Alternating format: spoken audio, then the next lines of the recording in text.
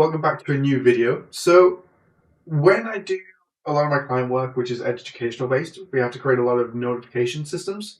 So when you pick something up, it tells you that information or it tells you some kind of information. And to do that, I do a couple of different things.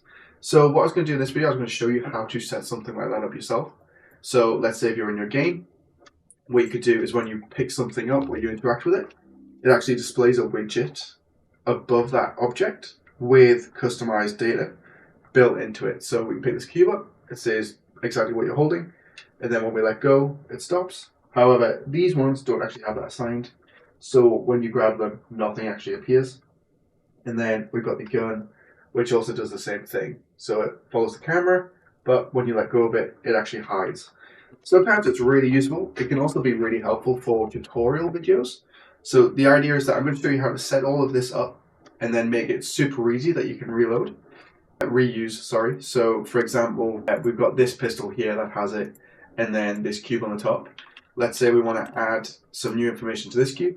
All we're going to do is go to WC_notification. So we add that in, and then we can create a new data asset. So data asset underscore cube underscore 2. This is the cube you're holding. I like all the spellings and the caps. And now we simply just drag this on. And then when we load in, we go up to it. We grab this one, it says this is a cube you're holding, pistol, this is a gun you're holding. And then this top one, the scale is massive, so it says this is another cube you're holding. And you see the text goes off the screen. You can kind of play around and adjust it. But just for the scale size, it's because I added the widget component and it's just changed the scale of the component itself. So we just got to reset that. And then when we jump in, those scales should be for the correct size. So we grab it, you see this is another cube you're holding. So playing around with the UMGs and the widgets and that kind of thing, you can make it text wrap and kind of stay where it is. But the idea is to show you how you can create a notification system of such that when you pick something up, it informs the player or the user how they can go about doing that and then kind of give the instructions there. So what we're going to do is we're going to open up a brand new VR template. I'm still using Unreal Engine 5.3, but this will work in any version. And then once that's done, we'll jump in and we'll get started. So I'll be right back.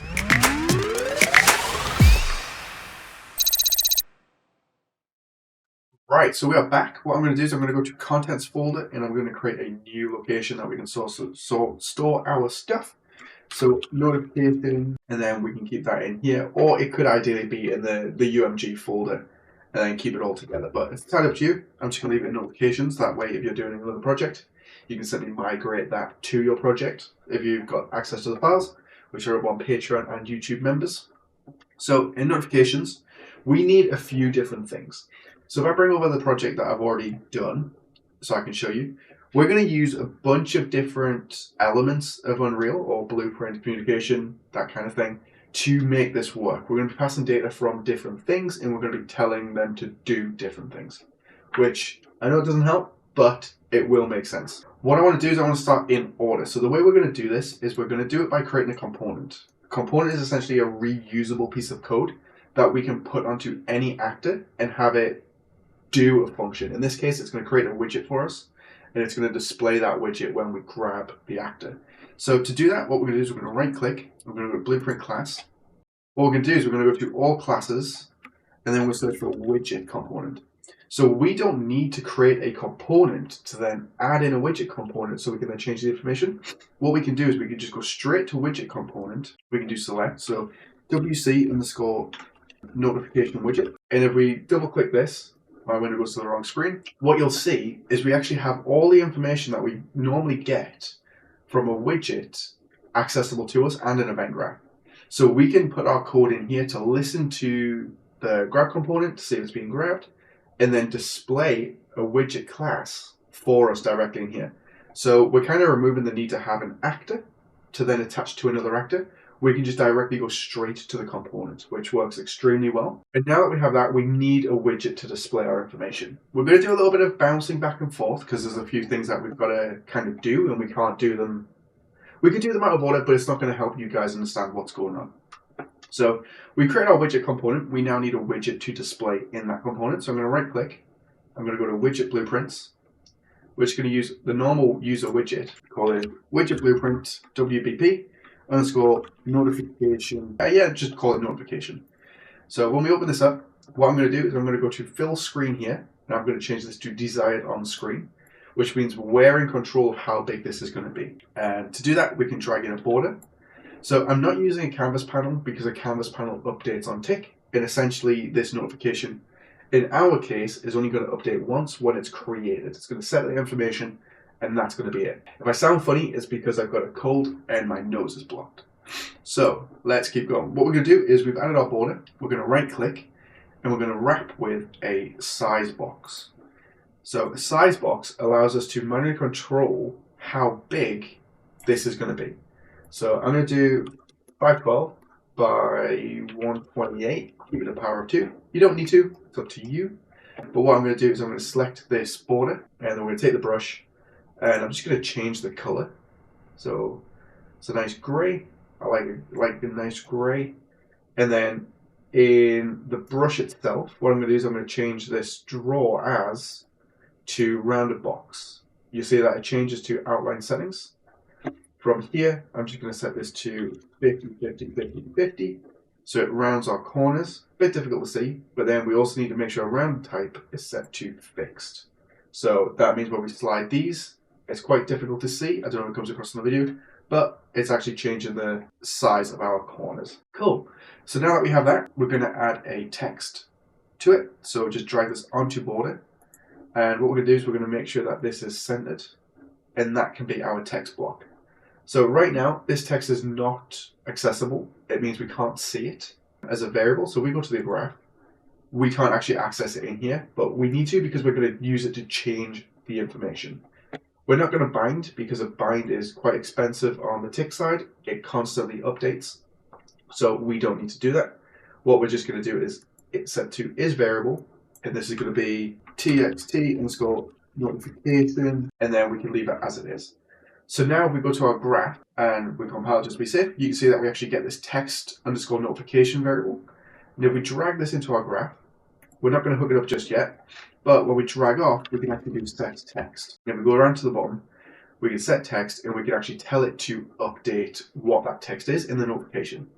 The way we're going to do this is by using data tables and data assets, or a primary data asset and a data asset, to then feed information in. So you could set this with different blueprints. You could listen to see if a tutorial element has been completed. If it has, display this information, for example, and go from there. I'm going to delete this for now. We're going to come back to this notification widget. So right now we're going to jump back to the widget component notification widget, and we're just going to set it in our widget class. So widget class at the bottom, widget blueprint underscore notification.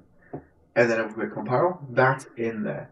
With mine, I did change the scale of it to about 0.3 because if I bring this into the project, so we just select a cube, we drag our widget component notification onto that cube, it's going to be huge. So what we could do is in that notification widget where we have our options and settings, we could actually change these to be customized, a bit better to be fair. So draw at desired size, I'm going to tick this. And then I'm also going to change my scale to 0.3 just to make it a little bit smaller, but it also keeps how sharp it is. So there, it's getting smaller. So what we're going to do is change, that should be fine. Or I might have made my widget size box a little bit too big. Let me double check what I've got. That should be okay, but it's still a little bit big. So that's why, because I added it on beforehand, it's scaled up our widget to match the cube. So if we just reset this, now it's 0.3 and it's quite small. You see it's also inside of our blueprint. We could lift this up. We're not going to make much of a worry about this. What I'm going to do is I'm going to show you how to set this up so you can offset it with blueprints code. So you don't have to manually adjust this every time. You just drag it on and you set the information. Cool. So now that we have this, what we're going to do is we're going to go to our widget component and we're going to set it up to listen to, or more tick to follow our camera. So when we move around the scene, it faces it. So if I take the event tick, don't worry about performance. I'm going to show you how we can optimize this in a moment. But what we're going to do is we're going to set, and then we want location and rotation. So now we can offset the position and the rotation. So if I start this now and I press stimulate, or simulate, it's going to go to the floor, which is going to be at 0, 0, 0. So now we can use the camera for the player to offset that info. What we're going to start with is the location, and we're going to do that by getting owner. And then we want to get location of the actor and simply plug that in to new location. What you'll find is this will clip. So if I press play now, you'll see it goes back to exactly where it was. So it's looking for that actor and it's putting it directly in the middle of it. What we want to do is create an offset. To do that, it's super easy. We can just drag off the vector and do a plus, and then we can add to that. So in this case, we want to add to the Z. We want to move it up.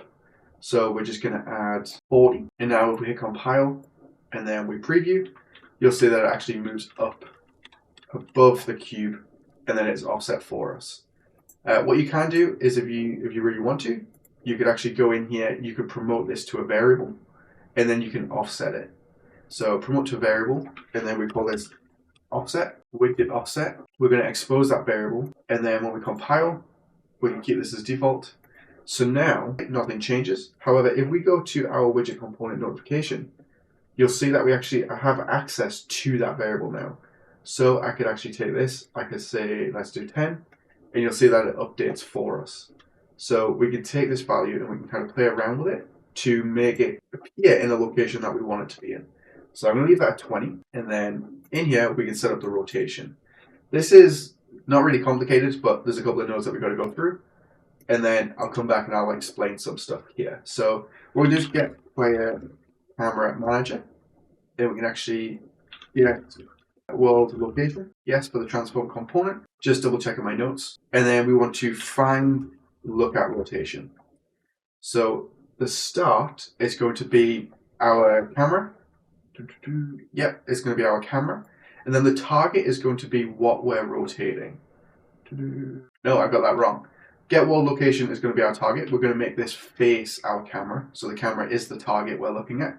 And then the start location is the world location of ourself, which is not that one either. It is get world location. And then we can plug that in like so. So we have this in here.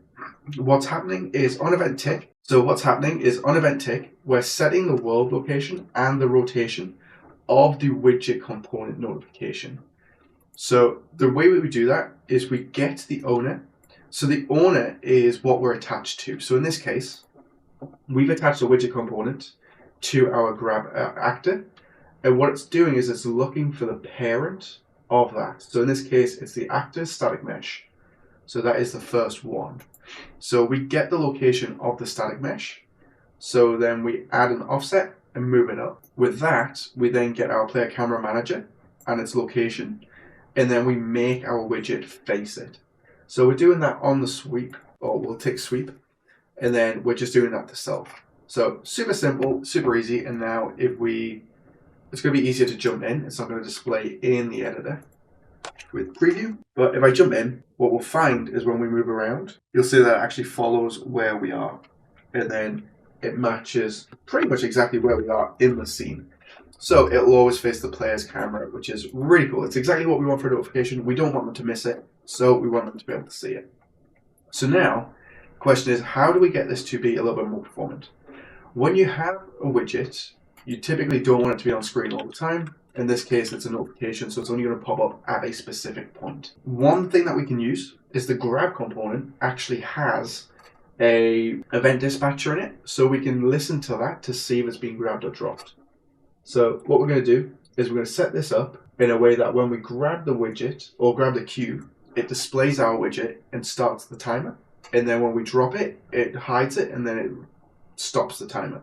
So if we open that back up, widget component, what we're going to do is we're going to do event begin play, and we're going to do the exact same thing with get owner. So the reason we're going to get owner is because from this we can check to see if it has something. In this case, it's going to be our grab component. So we're going to search for component, and you see get component by class. What we're doing here is essentially saying we are attached to something. Get the owner of it that we're attached to, and check to see if it has a grab component. If it has a grab component, then we know we can listen to it. So we can do a sign, and we can listen to see if it's being grabbed or dropped. So we're going to do on grabbed first, and then we're also going to do sign on dropped and plug this in like so. So we can play, we're going to listen to this component that we're attached to see if we can actually reference some information from it. In this case, whether we grabbed it or dropped it. Now what we can do is actually set the visibility. So we're going to search for set visibility, and we're going to set this to true on grab. So when it's grabbed, we can see this widget. And when it is false, or when we've dropped it, we're going to set it to false. So pretty self-explanatory. When we grab it, we can see it. When we drop it, we can't. And then what we can do is also do set tick. So we want to do set tick enabled, set component tick. There we go. And we're going to say enabled on this one. Control C, Control V. And say on dropped, we disable that tick. So now when this is attached to any action or scene, it's not going to be firing this tick for everything. Because you can imagine if we have a notification for the 1, 2, 3, 4, 8 cubes, 2 guns, and they're all running tick, and you have a level with a load of content, it can get quite expensive on that thread, so you don't want to do that. So the idea is we can manually control when that turns on or off. And right now, this would constantly be on. So we got to go to class defaults, and then start with tick enabled. We're just going to set this to false. So now when we grab it, it's going to make it visible, and it will be hidden as well when we drop it. But we also haven't set that in here as well. So if we go down on the right, you're going to find is visible. If we turn that off, we'll see that when we're in the level, we can't actually see where it is. So if we jump in, we can then go up to it, and when we grab it, we can see it, and then when we drop it, we can't. So that's pretty much the large portion of this. What we're going to do now is set that text. So the way I'm going to do this is not using a data table. We're going to use a data asset because it allows you to control what you want to go in there. Super simple to do, but we do need a blueprint interface so we can send the information to the widget super easily. And then what we're going to do is we're going to go to blueprints, blueprint interface, and we're going to call it BPI underscore notification. So we open this up, and we're going to call this set notification data. If you don't know how blueprint interfaces work, I do have a video on the channel explaining that in more detail. But basically, there are ways we can communicate with different actors without having to cast.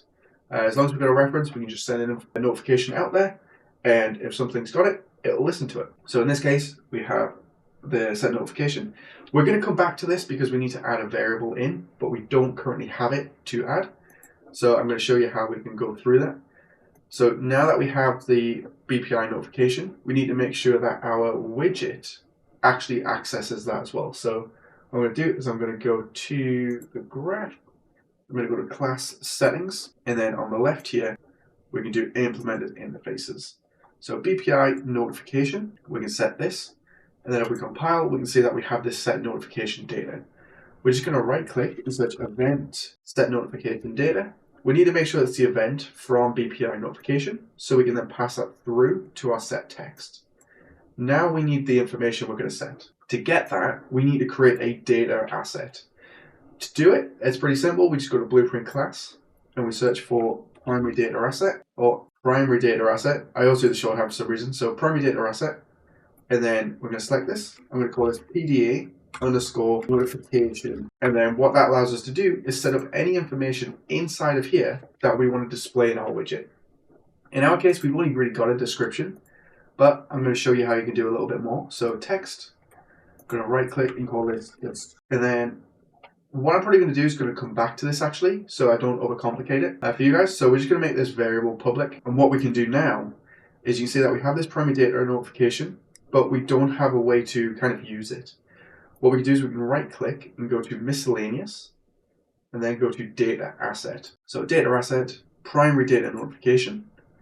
We can select this and we call this DA underscore, and here would be what the item is referring to. So in this case, it's going to be our cube. And when we open it, you can see that we get that description now. So we call this we are holding stable. And now we need a way to pass this information through to the UMD widget, which is a way that we've got to go into our interface. So if we go into our interface again, we've got the set notification data. We now need to set a variable. We couldn't do this before because we didn't have a primary data asset called notification, but now we can. So we can go to inputs, and then we search for PDA underscore, you'll see at the very bottom here we have PDA notification object reference. When we select this, we can call this data asset, and we can hit compile. So if we go into our widget, so WBP_notification, you can see here we now have data asset. And if we hover over, it says PDA notification object reference. What we can do is simply just drag off and search get. And if we scroll right down, you'll see that we get description. With this, we can just plug it straight into our text. Super simple. So now what we need to do is tell this event to fire. We're going to do that from the widget component, and we're going to do it just at the beginning here.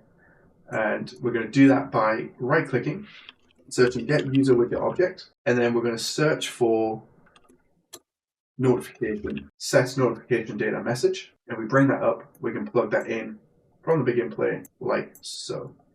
Now we can actually set it. We could set it from in here with the blueprint, or we can actually expose it as a variable. So if we right-click, promote to variable, we're going to set this to data asset underscore, actually data asset, this actually work fine, and we can set this to visible. So now, if we load in, what we can do is we can actually select our widget component notification widget, and we can choose the cube. So DA cube, I don't know if you guys can see that, but pretty much right here from the drop down, DA cube. So now, if we press play, we can hop in, we can go over to it, and when we grab it, we are holding a cube. So let's say I wanted this on every single cube in our project. What I could do is I could just delete it from this one. We could open up the actor, search for widget component underscore notification widget, select it, and then we say, okay, we want it to be offset by 20, and it's going to use the data asset cube. So hit compile now, we jump back in, and then when we grab it, you can see that it's on every single cube. We can rotate these around, and it's not going to kind of interfere with anything. Then we let go, they hide. So to do that with the guns, all we have to do to create more is select a gun. I'm just going to do it in here so it's only on the right gun. Drag on our widget component notification, and then set its variable to about 20 again. And now we need a data asset for the gun. We can just right click, and then we can actually just duplicate, call this pistol, open it up. We are holding a pistol. Now we hit save, drag this onto our data asset. And you can see how if you're doing different things, you're using maybe gameplay tags, you can actually keep track of what's going on. And you can change this data asset out to different things.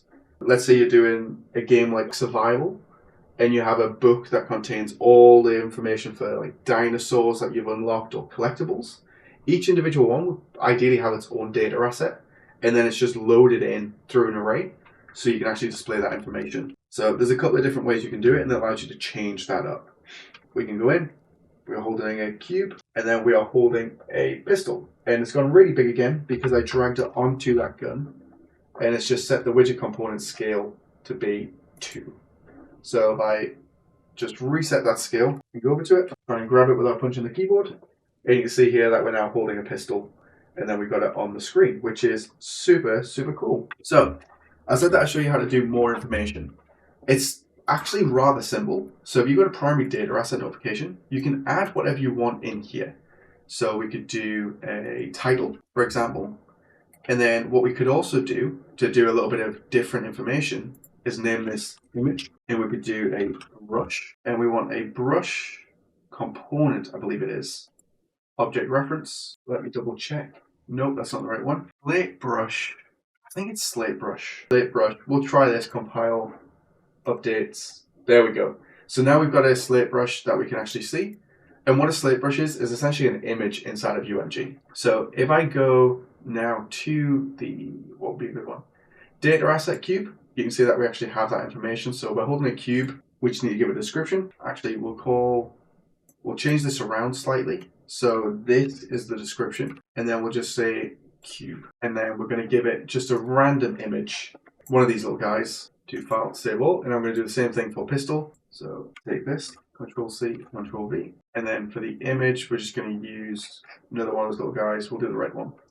The benefit of using data assets as well is you can actually have localization. So if you select these, you can set up string table to then have the information displayed in here. So you can actually localize it to different things as well. You're not locking it down, which is super cool. I'm going to do a video on that later on, explaining localization and then how you can set that up as well, which will be awesome. So now that we've done that, we've changed these descriptions around. So we have a title, a description, and then an image. We need to set that up in our widget itself. So into our widget, what I'm going to do is I'm going to wrap this text with a horizontal box, horizontal box, and then I can add an image. So an image into this horizontal box, and then we can actually wrap this text with a description box. So wrap with a vertical box, sorry. So vertical box, and then we can add more text. There we go. So notification title, and then we've got the notification image, or this is going to be just image, and then description. Description is variable set. So if we compile, I'm not worried about formatting, just going to show you guys how to do this. Then we can actually get this, so we can drag in, we can search set brush, should be set brush, and then we also want to bring in the description. We've got description, notification, title, we want description. I'm losing my mind. Get set text description, and then we can actually plug this all in like so. Doesn't matter what order we put this in, it's just going to set the information anyway. So we just drag off data asset and select for get, and you can see that we get the image. We can plug that into the brush, and we can actually get the description, get the title, and plug that into here. So title in there, description into there, just because we changed a couple of things around. Cool. File save all. So now when we jump in, all that information is already set for us. We can go in, we can go up to it, we can grab it, and you can see that we get a little image, and the cube, we're holding a cube. So we just need to change around the order in the widget. If I don't lose it, there we go. Description, we could change the font to about 20, so it's a little bit thinner. Right, set these to center, so they line up. Then the image, we do padding. Right hand side, we could say, give us some padding, 50, maybe too much, maybe 25. You can save, and then when we jump in, we can go up to them, we can actually grab it, and you can see that we got a little image, and then we got our title, and we're holding a cube. So if we go up to the pistol, we get the same thing, and we've got now a little notification system that we can do when we're grabbing stuff. So you can imagine how you can have a controller image.